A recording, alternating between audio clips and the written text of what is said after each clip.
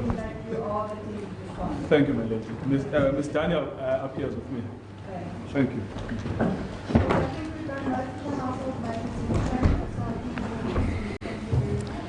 Thank you, my lady.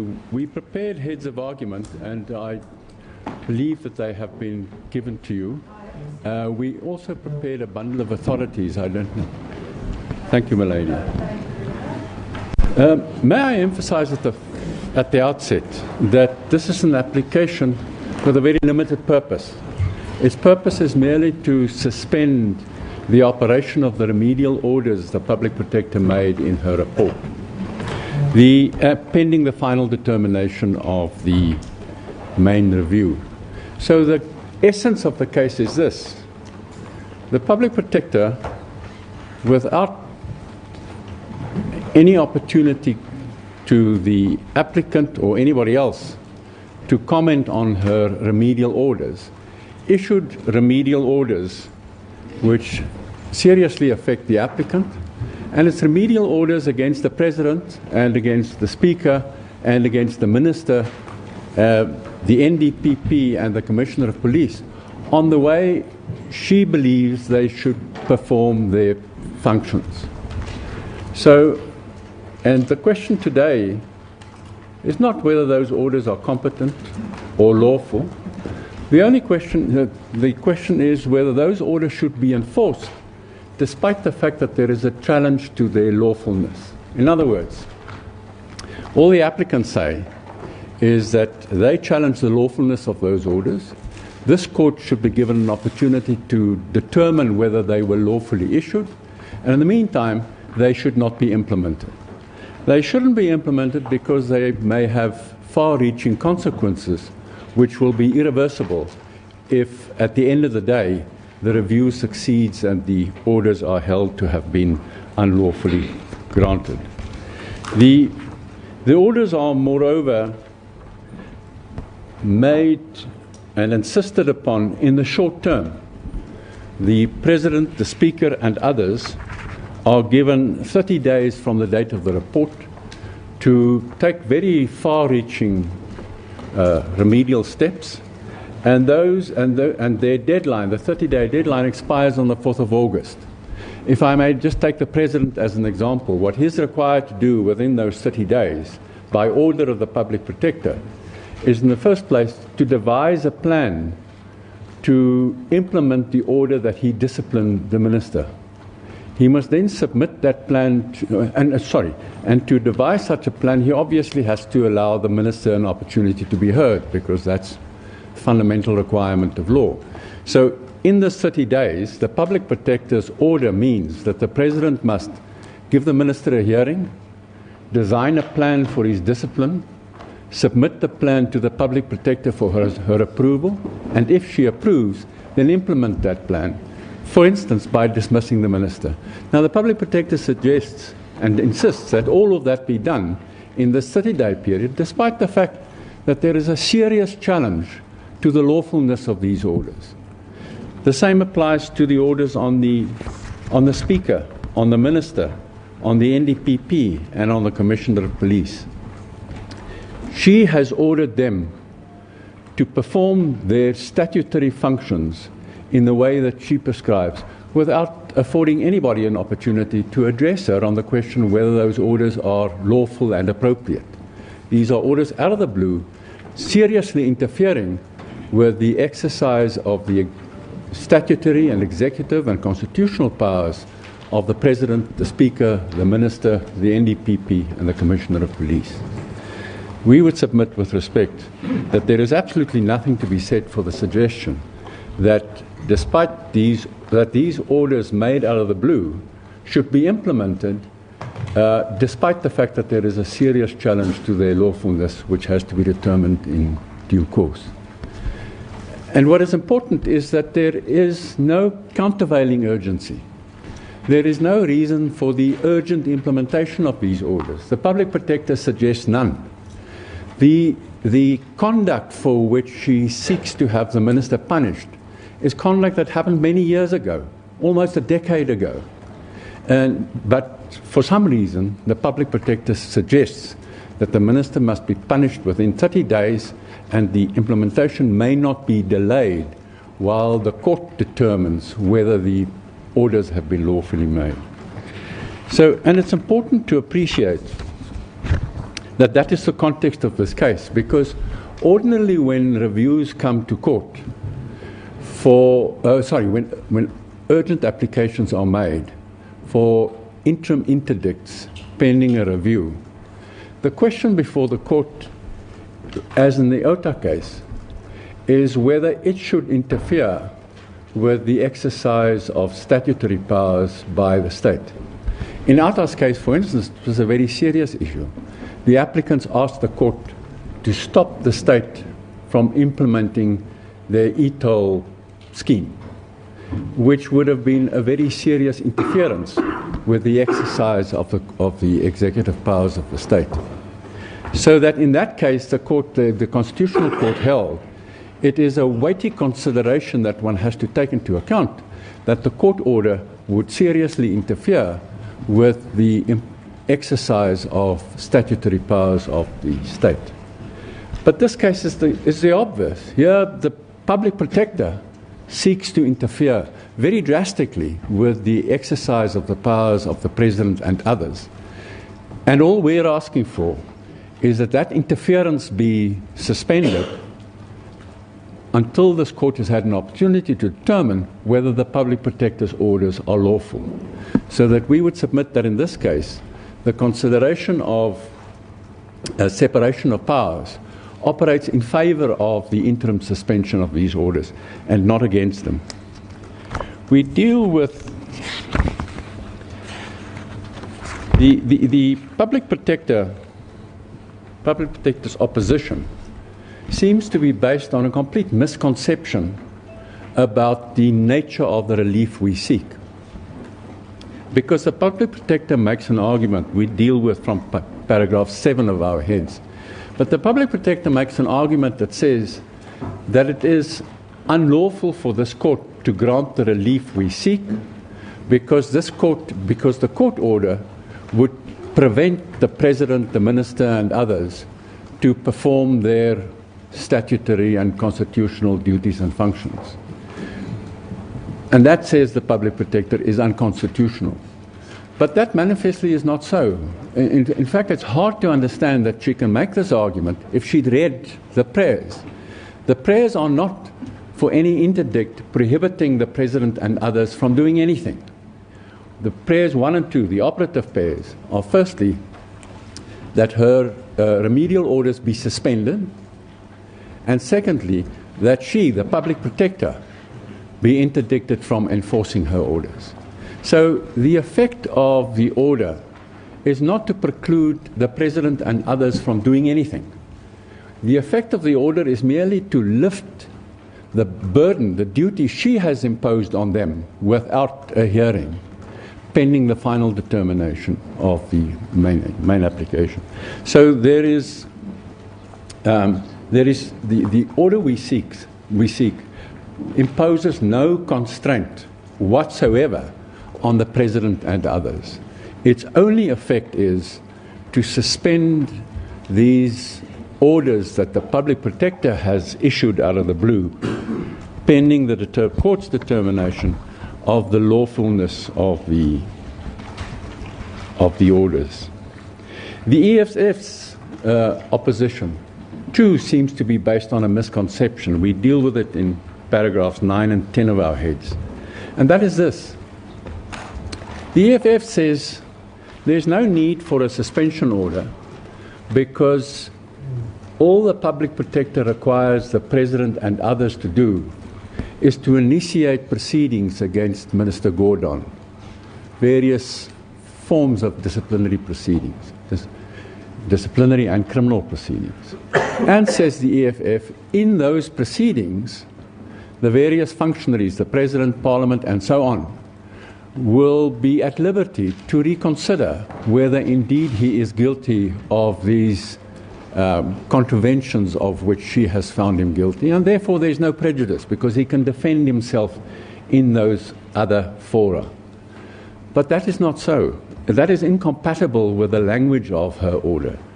we quote her, for instance, in our paragraph 10.1.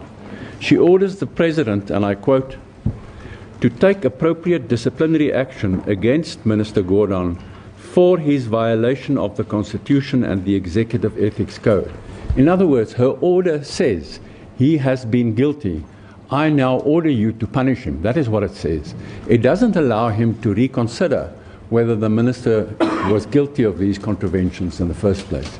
So that even the EFF's approach is misconceived, and the implication of their approach is if they had understood the impact of these prayers properly, they would have had to concede that interim relief ought to be granted, because even they don't contend that the minister ought to be punished for the misconduct of which he has been found guilty.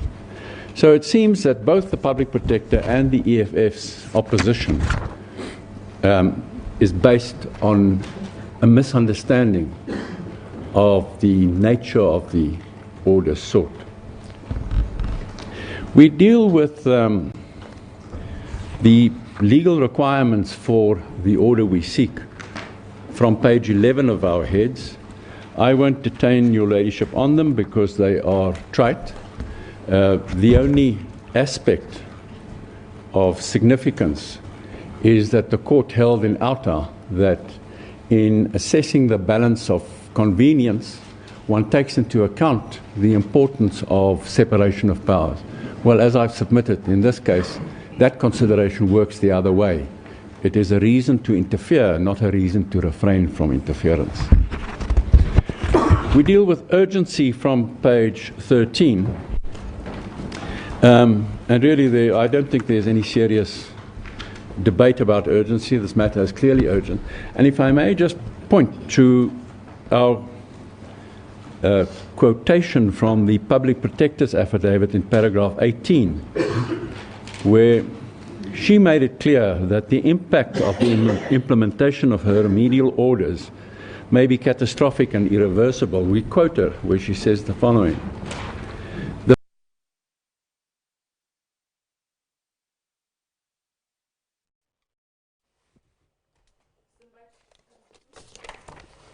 Right, we seem to have lost that line there, but we'll go back to proceedings in the Pretoria High Court. Some of the arguments that is being put forward at the moment is that they were talking about this 30 days that the Public Protector has asked the President to act with regards to Pravin Gordhan. Remember, Mkhwebane found that the establishment of the so-called rogue unit was unlawful. And we heard that in 30 days, the President, from what we've heard, the President must give the Minister a hearing, design a plan for his discipline, and then submit the plan to the Public Protector for approval. That's in 30 days, and they have a problem with that. And legal counsel there, Grove, saying that time is really unreasonable, but it also hinges on the work of the President. We're also seeing live footage from outside the court, their EFF supporters, who, of course, are saying in their boards there, they are 100% behind the Public Protector. From Trengrove was saying that there is this misunderstanding of the nature of the order, and you'll remember the High Court will hear this morning that the urgent application to interdict the implementation of Mkhwebane's remedial action. Gordhan, as we've been discussing for the better part of the morning, has lodged a two-part application.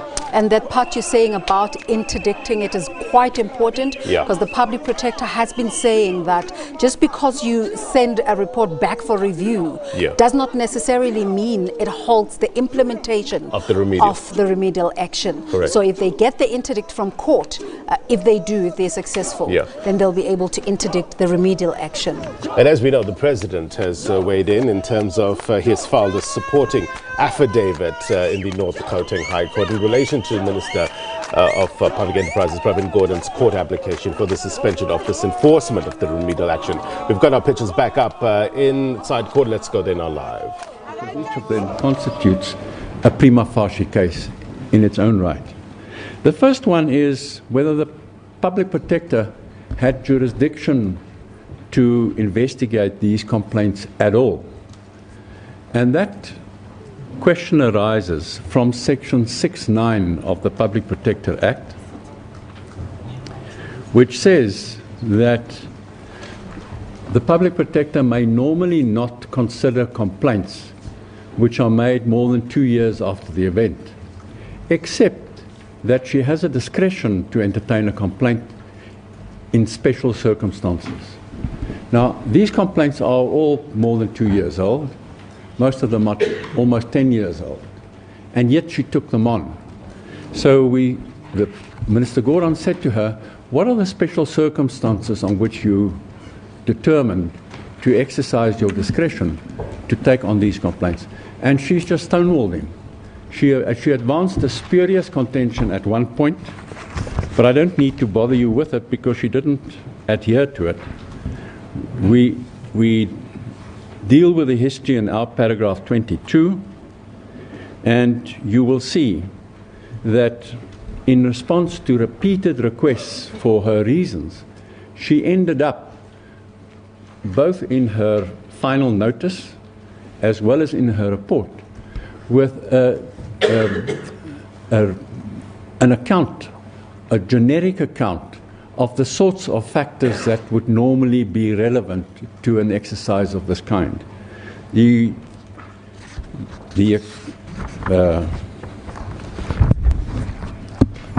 recitation of that account appears in her final report at page 93 in paragraph G on that page, and it's repeated at page 107 in paragraph 3.5. And I'm not going to read all of it, but you will see that what it says is merely the following. In deciding the special circumstances that may be taken into account in exercising such a discretion, consideration is given to the nature of the consideration is given to, and she then recites a long list of, but it's a hypothetical generic description. She has never told us why, in this case, she exercised her discretion. And frankly, in her heads of argument, this cause of action is not challenged at all. So that we would submit that it is in itself sufficient to warrant the interim relief we seek. The second cause of action is that the Public Protector's finding that the Minister misled Parliament is an irrational finding, devoid of any supporting evidence whatsoever. And we deal with this issue from page 18 of our heads of argument. And the facts are common cause, and in fact, the only version of the facts, the only evidence available to the Public Protector is the Minister's own account of what happened. And the essence of that account is this.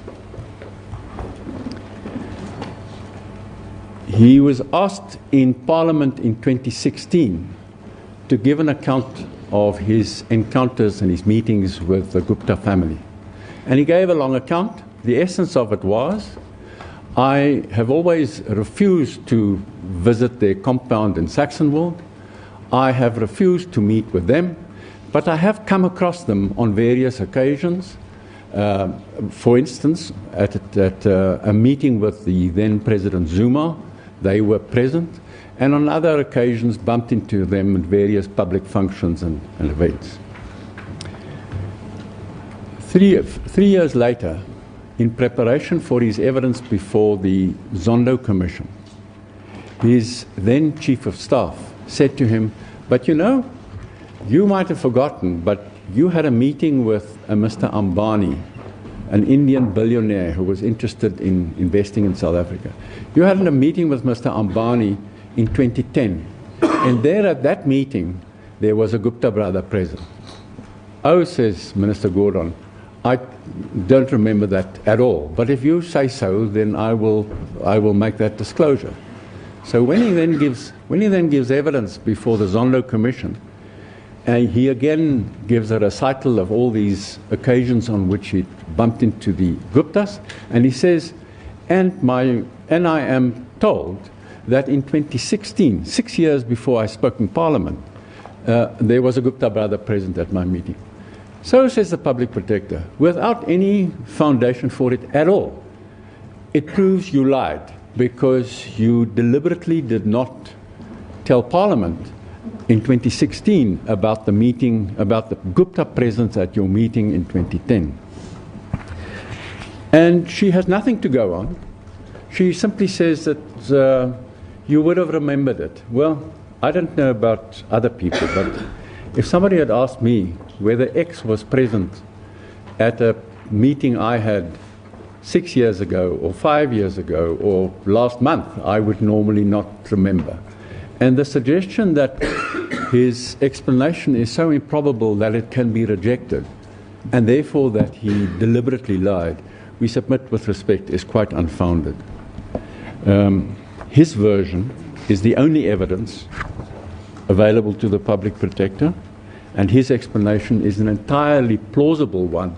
There is no justification for its rejection, and the rejection is indeed irrational. The EFF on this score take a different line. They say that it matters not that Minister Gordhan might have made an innocent mistake, because they say he contravened the Executive Ethics Code, paragraph 2.3 small a, because it prohibits, they say, both deliberate and inadvertent misleading of Parliament. And it's an interesting mistake, because it's the same mistake the Public Protector has made in her recent report on the President's conduct. But it's quite wrong. We have included the Members' Ethics Code in your authorities bundle. We have included the original Government Gazette in which the Members' Ethics Code was published. And you will see that paragraph 2.3 small a provides that members of the executive may not willfully mislead the legislature. So the EFF's argument based on the minister's evidence is wrong in law. The third cause of action relates to the establishment of the SARS investigative unit. We deal with it in our heads of argument from page 20. And the Public Protector held that Minister Gordhan was guilty of improper conduct because he authorized the establishment of this unit within SARS, but at a time when it was unlawful to establish such a unit at all. And the inquiry into the legitimacy of that contention starts in the first place with an assessment of the purpose of the unit. What was it created for? And let me just emphasize that it's important from the minister's point of view to distinguish very clearly between the purpose for which the unit was established and for which he approved its establishment. That's the extent of his involvement. There are other allegations about misconduct by the unit, but it is common cause that the minister never had anything to do with it whatsoever. And the Public Protector doesn't even suggest that he is responsible for any misconduct of which it might have been guilty. So for purposes of the applicant's case, the question is merely, what was the purpose for which this unit was established? We deal with it in our heads of argument from page 20, and we commend in particular the reference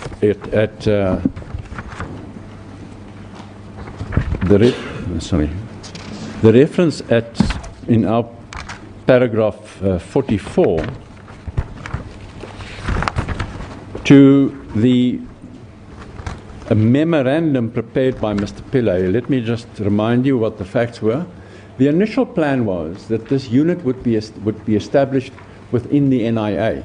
SARS would employ the people, train them up, and then place them with the NIA, where they would operate as a ring-fenced unit serving only the needs of SARS.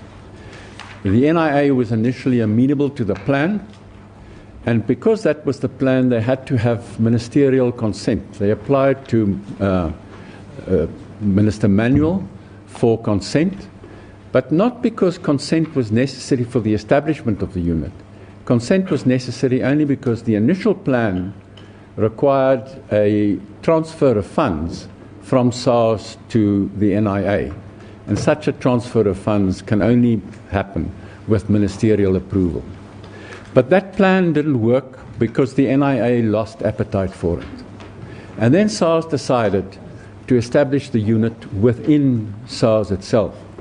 And the best evidence we have of the purpose for which it was established is mentioned in paragraph 44 of our heads.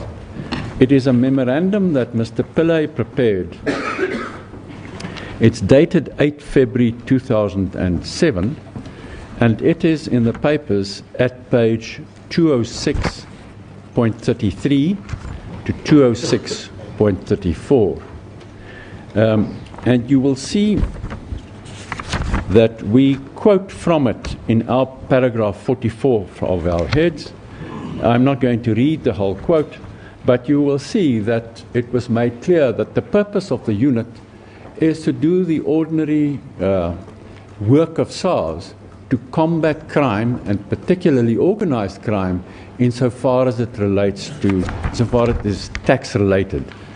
The exportation and manufacture of drugs, the harvesting of abalone, the illegal importation of second-hand vehicles, counterfeit goods, smuggling of cigarettes.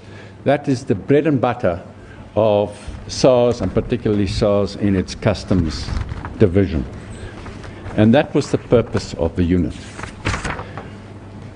The question then is whether the establishment of the unit was lawful. We deal with this issue from page 26 of our heads, where we recite the legislation underpinning SARS. And you will see that in the SARS Act, in section 4.1a, provides that to achieve its objectives, SARS must, and I quote, secure the efficient and effective and widest possible enforcement of the national legislation listed in Schedule 1. And in Schedule 1, at that time, listed all of the tax laws, including the Income Tax Act, the VAT Act, and the Customs Act. Those acts conferred very wide investigative mandates on SARS. We deal, as an example, with the Customs Act in our paragraph 50, and we give what is really a rather anemic summary of the investigative powers of SARS under the Customs Act. And I would urge your ladyship, if it should be relevant at all, to look at those sections 4 through to 4D, because you'll see that they are a long list of very comprehensive investigative powers vested in SARS. And in fact, they are comparable to, or perhaps even more comprehensive than the investigative powers vested in the South African Police Service under the Criminal Procedure Act and the South African Police Service Act. So that these provisions make it quite clear that SARS is endowed with very extensive investigative mandate.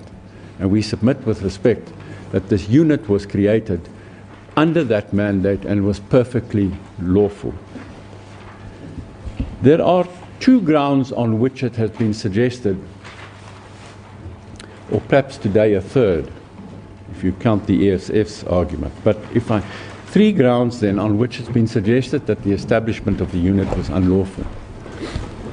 There was firstly the Sekakani panel, appointed by SARS to investigate various things, and the Sekakani panel held that the establishment of the unit was unlawful because it was in contravention of Section 3 of the National Strategic Intelligence Act.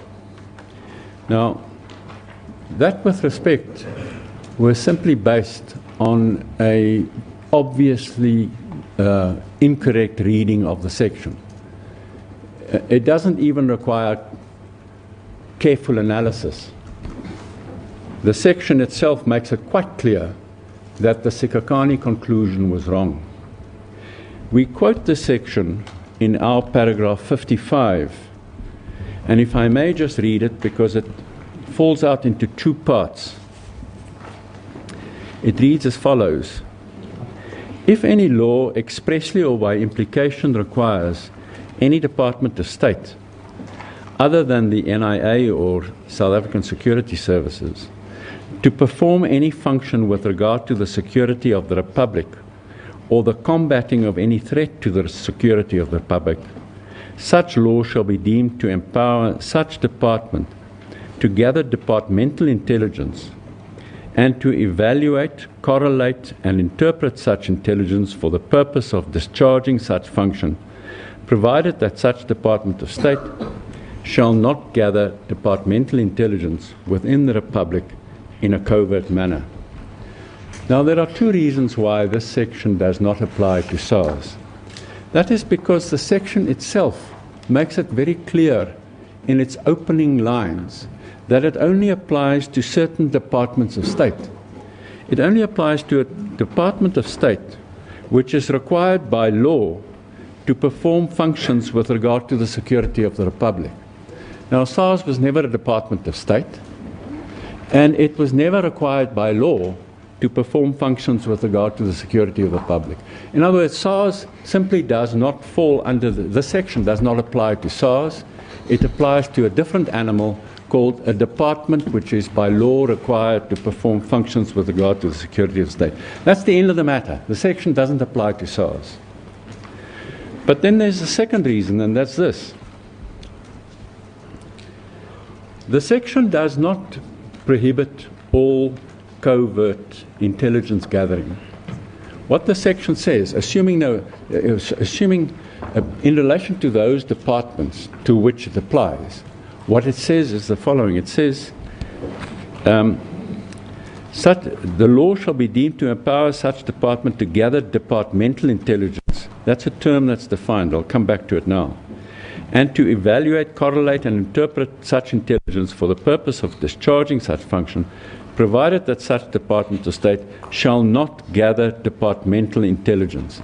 So the only prohibition imposed by the section is that those departments to whom it applies may not gather departmental intelligence within the Republic in a covert manner. So it raises the question, what is departmental intelligence? And we cite the definition in paragraph 56.2 of our heads. It defines departmental intelligence as intelligence about any threat or potential threat to the national security and stability of the Republic.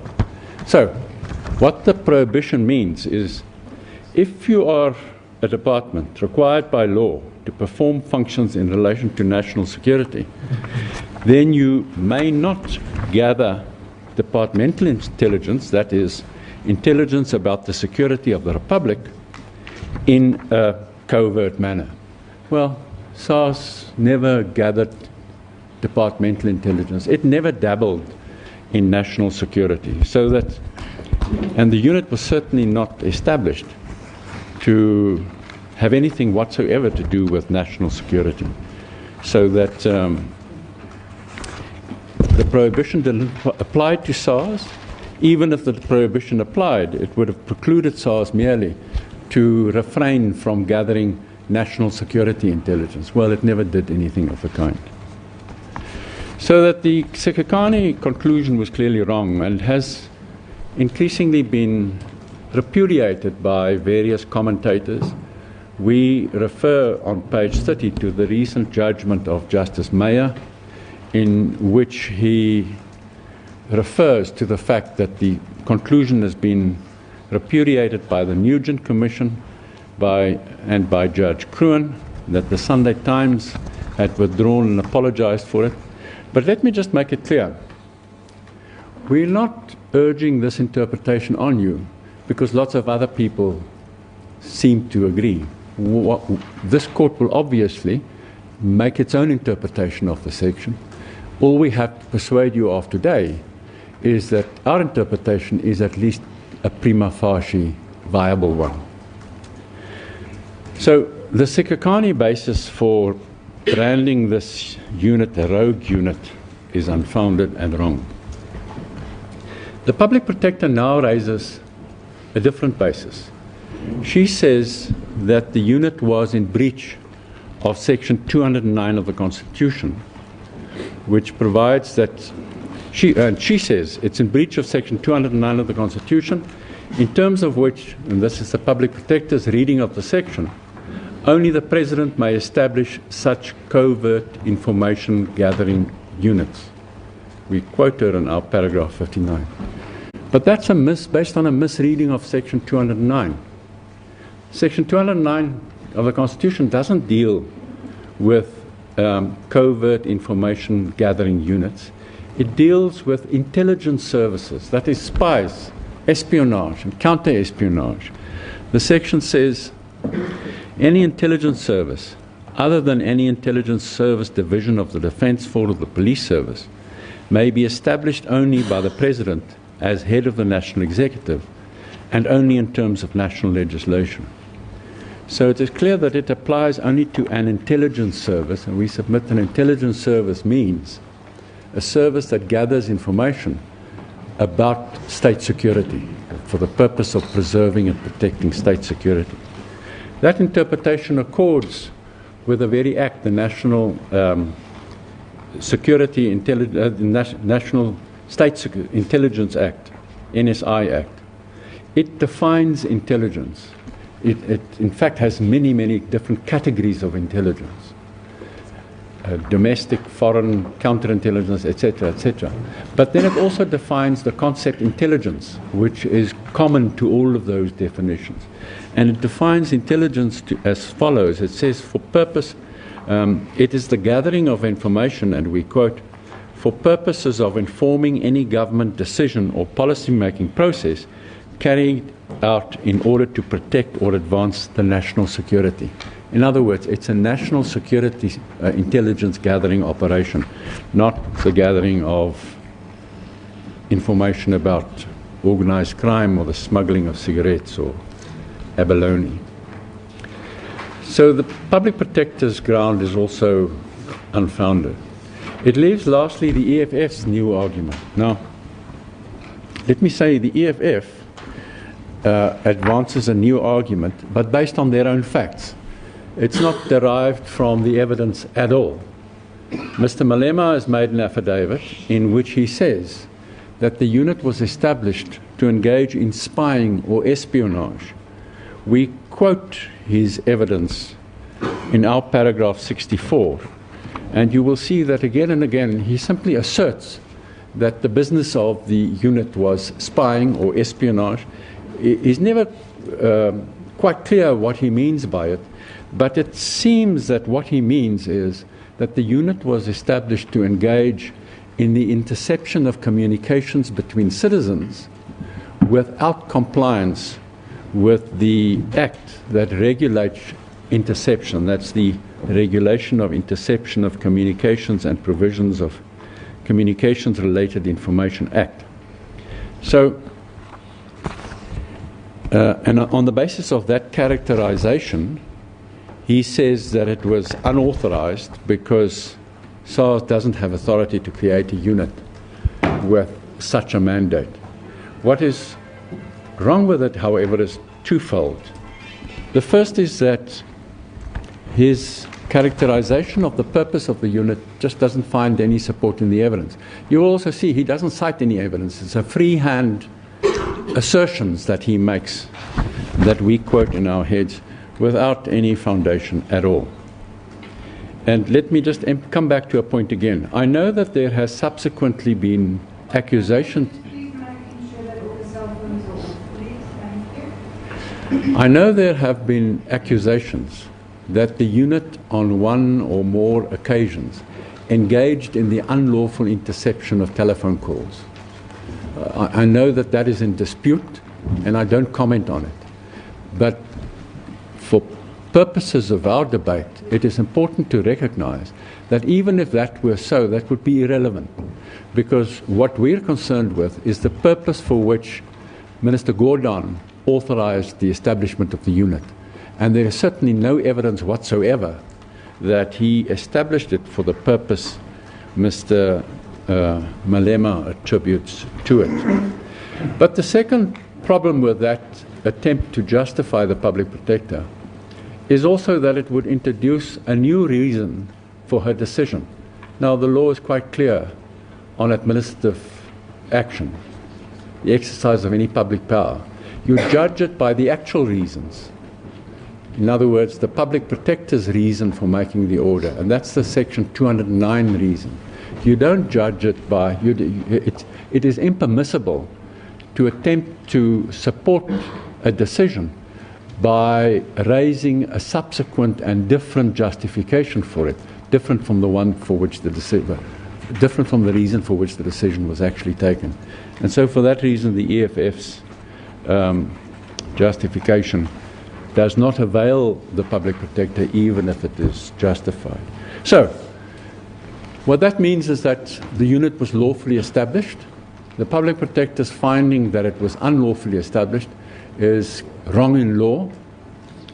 And for purposes of the debate before you, my lady, all you need to go no further than to find that there is at least a prima facie case for that to be so. The next finding made against the minister is that he was engaged in the recruitment of personnel for the staff investigative unit. It's not quite clear why the public protector makes this a separate offence, because if the unit was lawfully established, then it would have been lawful to recruit for it. If it was unlawfully established, well, then everything about it was unlawful. But be that as it may, she makes this a separate offence. And she says that the minister was involved in the recruitment of staff for the unit. Well, the minister denied that he was, and the public protector bases her finding on the fact that she says he played some part in the recruitment of Mr. van Lochenberg. But it is manifest from her report itself that Mr. van Lochenberg was recruited by SARS, and the minister played, Mr. Gordhan was commissioner, he played some part in it. But that was in 1998, sorry, he was recruited to SARS. He was only appointed to the unit when the unit was established in 2007, that's 9 years later. So the only evidence on which the public protector relies is spurious evidence. It had absolutely nothing to do with the recruitment of Mr. van Lochenberg for the unit. She makes findings about the unlawful conduct of the unit, but on our reading, she doesn't find that the minister was complicit in any of that conduct at all. She then finds that the minister acted improperly because she said Mr. Pillay was appointed Deputy Commissioner of SARS and acted as Commissioner on occasion, despite the fact that he is not properly qualified. Let me say, I will leave that to my learned friend, Mr. Hutton, to argue. But insofar as it might be embarrassing for Mr. Pillay to blow his own trumpet, we submit with respect that this is an appalling and unjustified insult of a citizen who ought to be celebrated and not maligned in this way. The public protector was appointed by a president who also did not have a tertiary qualification. To suggest in our society that disqualifies worthy citizens from appointment to high office is, with respect, spurious. So, the public protector's findings are all legally flawed and irrational. There is one last cause of action, which frankly we submit is good and is sufficient for you in itself to grant the interim relief the applicant seeks. And that is that the Public Protector did not afford an opportunity to any of the people against whom she made orders to have their say. In other words, to be heard before she made the orders against them. And that includes not only Minister Gordhan, it also includes the President, the Speaker, the Minister, the NDPP, and the Commissioner of Police. Because remember that what she did, she may in the first place have had it in for Mr. Gordhan, but she made these orders, ordering them to exercise their powers in the way that she prescribes to them. The question is whether she may do so without warning and out of the blue, or whether she is obliged by law to afford them an opportunity to be heard before she does so. And we submit with respect that she was obliged to afford every one of them, Mr. Gordhan and everybody else, an opportunity to be heard on 3 different grounds. We deal with it from page 35 of our heads of argument. But the first is section 79A of the Public Protector Act, which certainly entitled at least Minister Gordhan to an opportunity to be heard. It reads as follows. If it appears to the Public Protector during the course of an investigation that any person is being implicated in the matter being investigated, and that such implication may be to the detriment of that person, or that an adverse finding pertaining to that person may result. Now that clearly includes Minister Gordhan at least.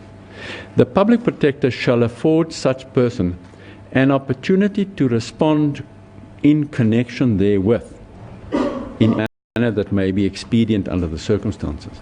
What the Public Protector did was to allow him to respond.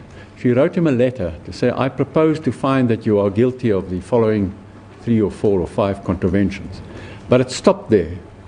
She didn't afford him an opportunity to be heard on the remedial orders that she would impose. And in fact, she said in her notice, I will only later consider the remedial orders. He responded by saying, I do want to address you on the remedial orders if you were going to find me guilty. She ignored him and she brought out her final report with the remedial orders without affording him or anybody else a hearing. And we submit that under the section, even on a narrow interpretation, he was entitled to respond, quote, in connection therewith. That means in connection with every aspect of the adverse order that she proposed to make against him, not only merits as opposed to penalties. But even if we're wrong, there is a very, as your ladyship would know, a very ancient and very powerful common law requirement that anybody who exercises a statutory power to the prejudice of anybody else is obliged by law to afford a hearing to the victim. That principle was ancient, but was classically formulated in Trobe's case that we quote on page 36, where the court said the following. The maxim, i.e. audi alteram partem, the maxim expresses a principle of natural justice, which is part of our law. The classic formulation of the principle state that when a statute empowers a public official or body to give a decision prejudicially affecting an individual in his liberty or property or existing rights, the latter has a right to be heard before the decision is taken, unless the statute expressly or by implication indicates the contrary. And that's not only old SCA jurisprudence, as we make clear over the page, that definition of the Audi principle was endorsed by the Constitutional Court in Masetla's case and again in Malan's case. So that even if one were to ignore Section 7.9 and assume that the Public Protector Act is a statute that allows the Public Protector to make adverse orders against Mr. Gordhan or against any of those other functionaries, prescribing to them how to perform their statutory functions, then this principle requires her to hear them before exercising that power. There is in the last place the third basis for affording them a hearing is the basis of the requirement of rationality it is common cause that the Public Protector's conduct is subject to review, if not under PAJA, then at least under the rule of law. One of the requirements of the rule of law is that all public power must be rationally exercised. The Constitutional Court has made it clear that the requirement of rationality includes a requirement of a fair procedure where that is what rationality requires. In other words, if the rational way of exercising a power is to afford a fair procedure, then that is required under the rationality principle. We referred to, in our paragraph 82, to the jurisprudence, firstly, of the SCA, which held that procedural rationality applies to the Public Protector. The Minister of Home Affairs case was a case against the Public Protector. But then more generally, the requirement of procedural rationality has been dealt with by the Constitutional Court in a number of cases, the most recent of which is the NERSA case that we quoted. It's a judgment handed down last week where the court again required. So we submit that the Public Protector was required to afford Mr. Gordhan and the other functionaries against whom that order was made a hearing, and she failed to do so. He asked her, he requested a hearing. It wasn't even necessary for him to ask. She should have done it anyway. But he asked her again and again to afford him a hearing. She ignored his requests. She should also have afforded such an opportunity to the President, the Speaker, and the other functionaries. She never did so. That in itself, even if all our other causes of action are unfounded, this Audi cause of action would vitiate the lawfulness of her remedial orders and therefore is enough to underpin the relief we seek today. The EFF say that Audi was not required. It's again, they fall back on that fundamental premise, that fundamental mistake of theirs to say the effect of the orders is merely to require these functionaries to institute proceedings against Minister Gordhan, and therefore he will have an opportunity to defend himself. But if that premise is wrong, then their argument on this score also fails. We come to the last cause of action raised by Minister Gordhan, and that is that the Public Protector is disqualified because of bias and ulterior purpose. Now, that would be a sufficient basis to overturn her report, even if all the other causes of action are unfounded, both under the Constitution and under the Public Protector Act. Lady, we deal with it at page 38 of our heads, but we omitted another reference to the Constitution that should have been there. In our paragraph 87.1, we refer only to section 1C of the Constitution, but we should have referred also to section 181(2) of the Constitution, because it expressly provides that all the Chapter 9 institutions must be impartial and must act without fear, favour or prejudice. And then the section 313A of the Public Protector Act also requires members of the Office of the Public Protector to serve impartially, independently and perform his or her functions. Now, the Minister has in his affidavit made very serious allegations about the Public Protector and the propriety of her conduct. But I'm not going to ask you to make a finding on that issue in this hearing, because it is not necessary to do so. That issue can stand over and be determined at the review under Part B. And let me emphasize, that issue is not ripe for hearing, because the question whether the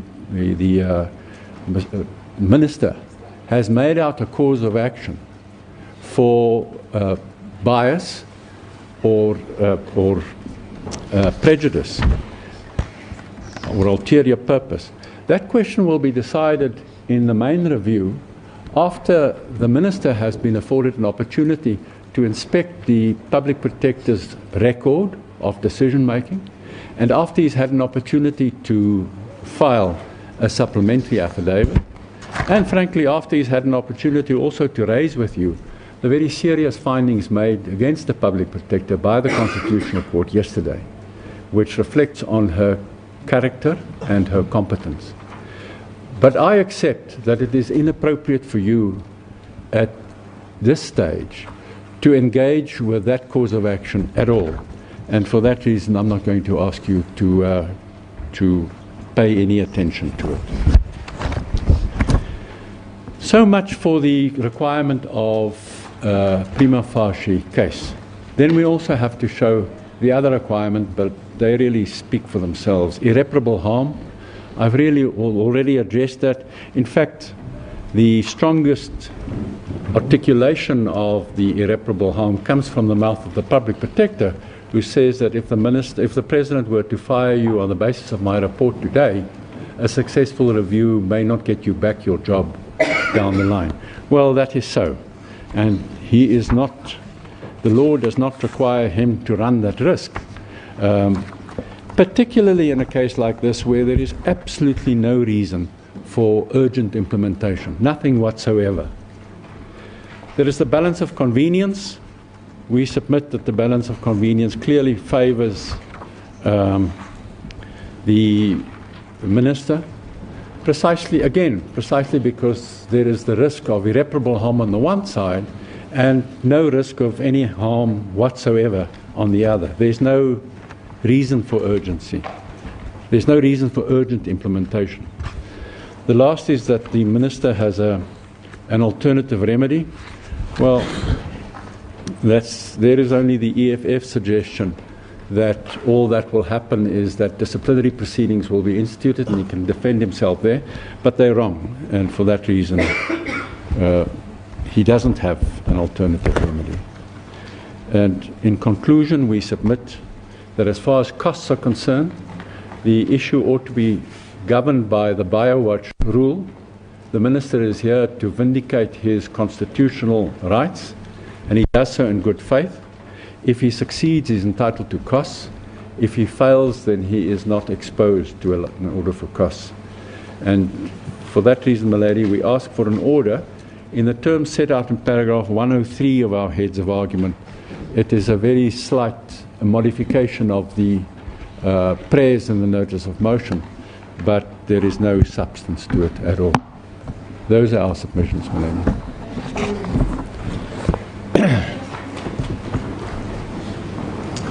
Milady, I will more than 7 minutes before a scheduled lunch break, but if I might give an outline of what I propose to address in the heads, and then at your ladyship's leisure, for convenience, we might take the adjournment. Milady, I will address 4 topics. The first is to look in some detail at what the President is ordered to do in terms of the remedial action in the Public Protector's report. The second is to set out the attitude of the President to this present interim relief application in the light of both what he is directed to do and the disputes in the principal review application. The third is to engage with the response of the Public Protector in her heads of argument to the position adopted by the President.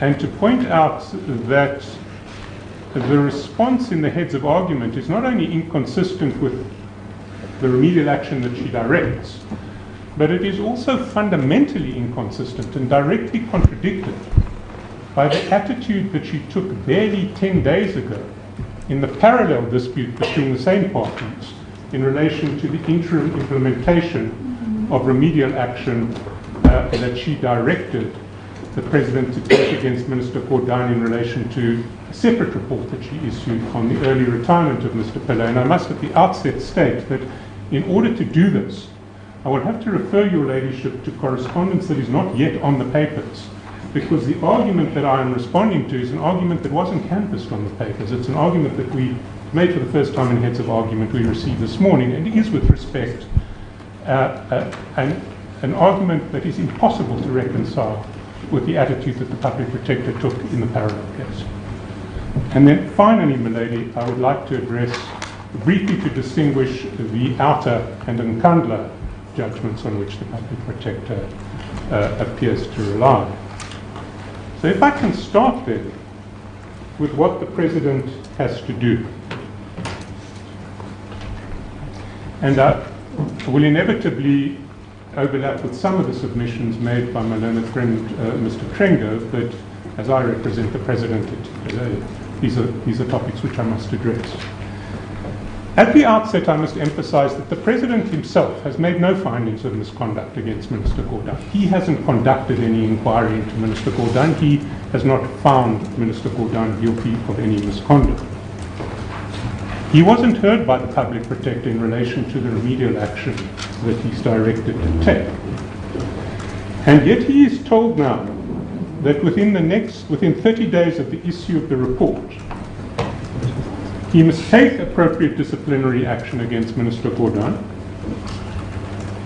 And before doing so, he must submit a plan for that disciplinary action to the Public Protector for approval. And all of this, not just the plan, but also the disciplinary action, has to be done within 30 days.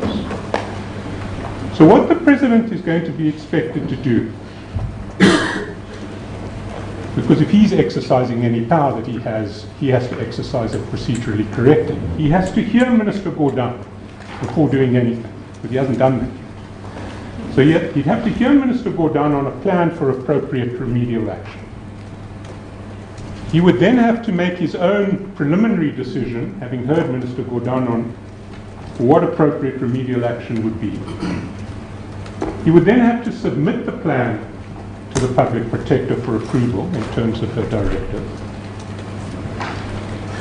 If she were to approve, he would have to implement the plan and then take disciplinary action in accordance with the approved plan within 30 days. If she weren't to approve, he would presumably have to revise the plan, one imagines, after putting the revisions to Minister Gordhan, proposed revisions to Minister Gordhan for a second RD, then resubmit the revised plan to the Public Protector for her approval and then take disciplinary action, all within 30 days. And this, milady, is in respect of alleged misconduct that took place approximately a decade ago. So we've waited the best part of 10 years to deal with all of this, and now it must all be done in 30 days. The attitude of the President, milady, is that he has not himself made any findings of misconduct against Minister Gordhan. The findings that have been made by the Public Protector. The legality of those findings is subject to challenge by Minister Gordhan. There is obviously a bona fide and serious dispute over the legality of the findings. This is not a flippant challenge. It's a challenge. The President doesn't necessarily say that the challenge is correct or will succeed, but it is obviously a bona fide and serious challenge. There is also, milady, not just a challenge to the findings, but a serious dispute over the legality of the remedial action that the President is directed to take. The Public Protector seems to contend that the President has the disciplinary powers, or seems to presuppose in her report that the President has the disciplinary powers over Minister Gordhan that an ordinary employer has over an ordinary employee. But that, with respect, is by no means clear, because as the Minister points out at page 65, paragraph 162 of the papers, he is not an ordinary employee. His relationship with the President is not that of employer and employee. He is someone who serves at the pleasure of the President. So it may well be that the President has no power to take, in the words of the Public Protector, appropriate disciplinary action against the Minister. It may be that the only powers that the President has against the Minister are the powers, or over members of the Cabinet, are the powers to appoint and dismiss. There's nothing in between. It may well be that. And if that is the case, then the remedial action ordered against the President to take appropriate disciplinary action against Minister Gordhan may well constitute an attempt to direct him to do that which he has no power to do.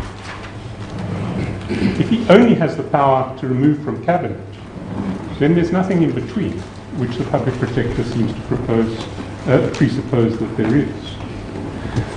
What makes this argument particularly significant for the present stage of proceedings is that the Public Protector now belatedly seems to accept that the argument may be well-founded. Because if we go to paragraph 23 of the Public Protector's heads, we see the following. The remedial action against the President is that he should, having regard to the findings in the report, take disciplinary action. In fact, it's take, quotes, appropriate disciplinary action. The President does not say that such a remedial action is impossible to implement. He does not say it's practically and constitutionally impossible to give effect. His position is that the time frame within which to give effect to the remedial action must depend on the merits of the review application and the lawfulness of such action. And this is the passage I would emphasize. He appears uncertain about the power to discipline members of the executive, given that they do not fall within the classical definition of employees. They serve at his pleasure. The reservations are well-founded.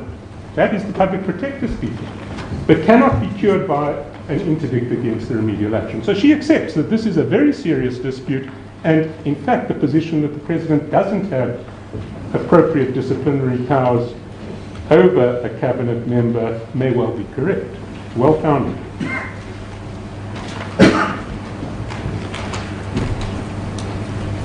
Now the principle that the President is not a principal protagonist in relation to these issues between Minister Gordhan and the Public Protector. The primary dispute on these issues is between Minister Gordhan and the Public Protector. Obviously, the issues affect the President. And so in this context, the President maintains it would be appropriate for him to wait until these issues have actually been determined in the main review application before he takes any, quotes, appropriate disciplinary action against Minister Gordhan. And his position in that regard is set out at volume 12, page 1154 of the papers.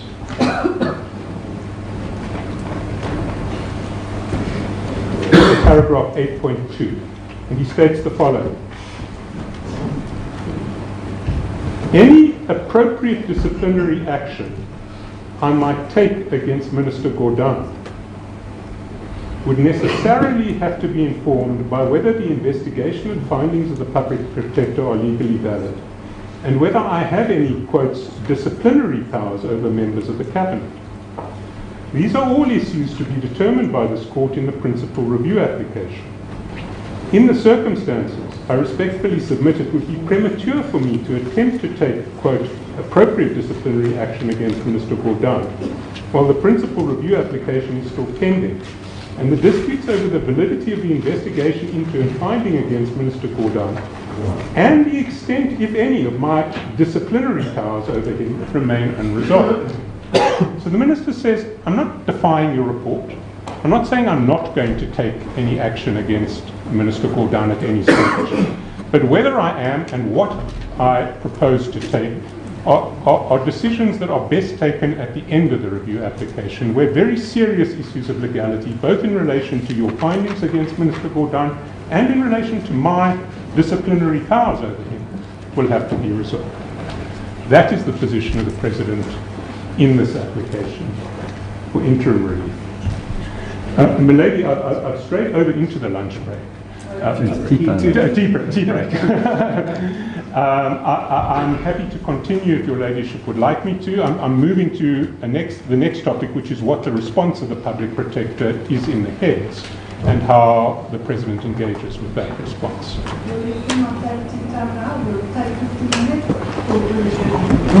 Thank you.